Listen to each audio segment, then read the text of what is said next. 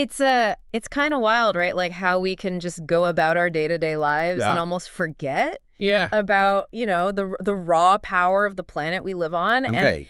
And we had, kind of a stark reminder of that recently with the earthquake that struck Myanmar back on March 28th. Mm-hmm. And, initially there were reports that it was a magnitude 7.7. Yeah, that's what I saw too. But later on, international research centers kind of settled on a revised estimate of 6.8 on the Richter scale. Still a very powerful earthquake. Oh, yeah, absolutely. Yeah. And I think, regardless of that slight discrepancy in the magnitude, the impact was undeniable. Like we're talking over 1,700 deaths. That's right. Thousands injured.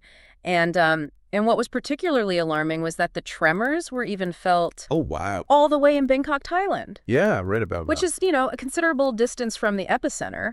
Yeah, absolutely. And it caused a high-rise building to collapse there. Right. In Bangkok, adding to the casualty count, unfortunately. It's just a tragic reminder. It is. Of, how powerful these seismic events can be. And how far-reaching the consequences can be. Exactly. Yeah. And, for our listeners in Vietnam, it's worth noting that while Vietnam isn't, right on top of a major tectonic plate boundary. Right.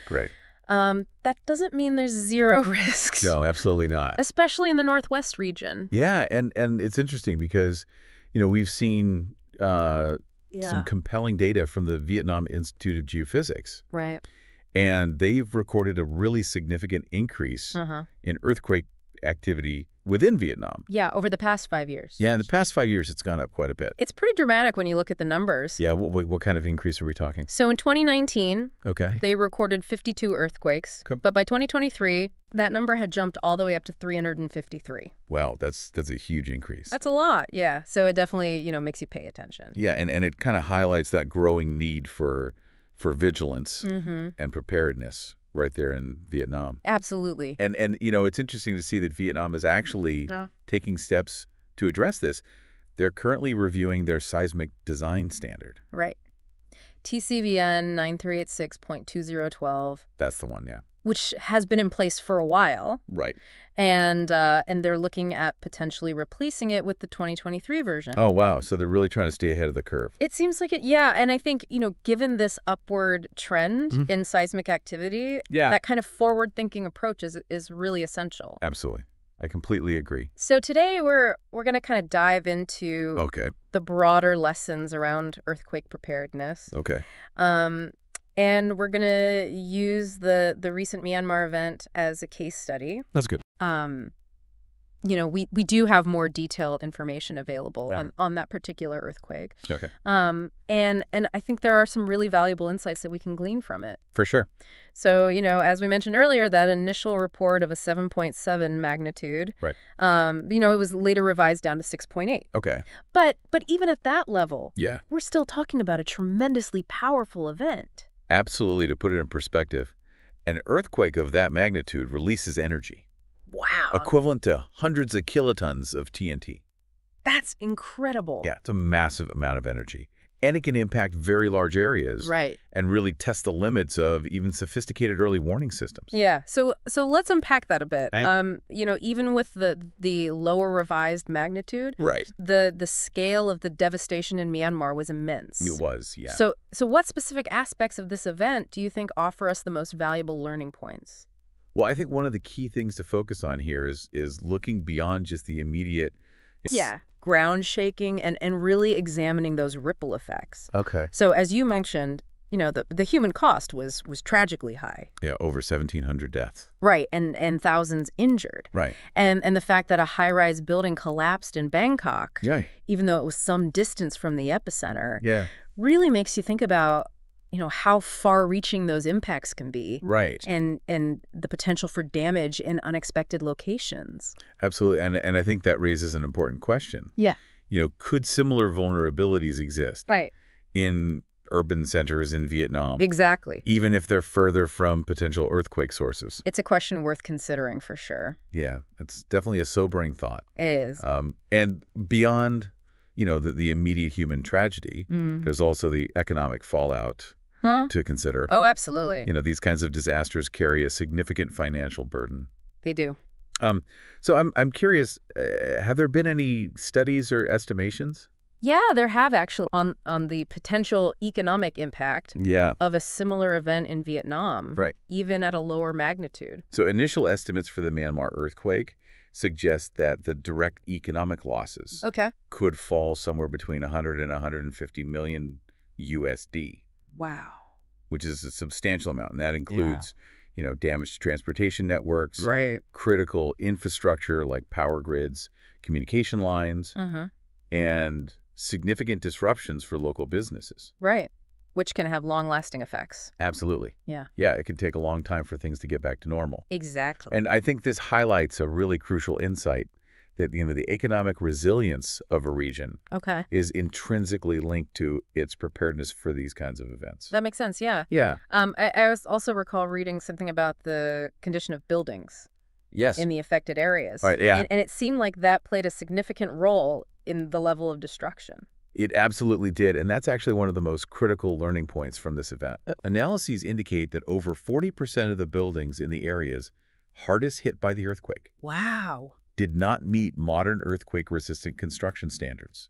So they were just not built. They were not built to withstand that kind of force. To withstand that kind of force, exactly. Wow.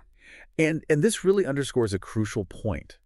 Even with established building codes, their actual implementation and the condition of existing infrastructure are paramount in mitigating disaster. So for listeners in Vietnam, this highlights that simply having updated standards isn't enough. Enforcement and addressing older buildings are equally vital. Yeah, it's got to be that kind of holistic approach. It does, and there's some research suggesting that investing in seismic upgrades beforehand, while it might require upfront costs, can actually be significantly less expensive than the massive expense of post-disaster reconstruction. Right, so it's that preventative versus reactive approach. Yeah. Exactly. It's about being proactive, and some would argue that it's more logical to take that approach. Absolutely. Yeah, that makes perfect sense. Good. But, amidst all of this devastation and these concerning statistics about building standards, were there any positive aspects or any indication of effective responses? Yeah, absolutely. I mean, it's important to acknowledge the swift response of the Myanmar government. Within the first 48 hours, they mobilized over 1,000 rescue units. Wow. And allocated an emergency budget of approximately 20 million USD. That's impressive. It is, and that kind of rapid mobilization of resources is absolutely vital. Yeah. In the immediate aftermath of disaster. To save lives and provide aid to those who've been affected. Yeah, and it's always, heartwarming to see that that human instinct to help in times of crisis. Absolutely, even amidst such devastation. Right, exactly. And it sounds like the international community also stepped up to provide assistance. They did. This event demonstrated a strong sense of regional solidarity. Vietnam notably provided significant support. They deployed 200 soldiers and 50 tons of relief supplies to Myanmar. Wow, that's amazing. It included medical equipment, food, other critical items. That's fantastic. Yeah, it really highlights, that humanitarian aspect and the willingness of neighboring countries to help out. Absolutely. In times of need. So bringing this all back to our listeners in Vietnam. We've talked about this significant increase in seismic activity in the country. And the ongoing efforts to update building standards.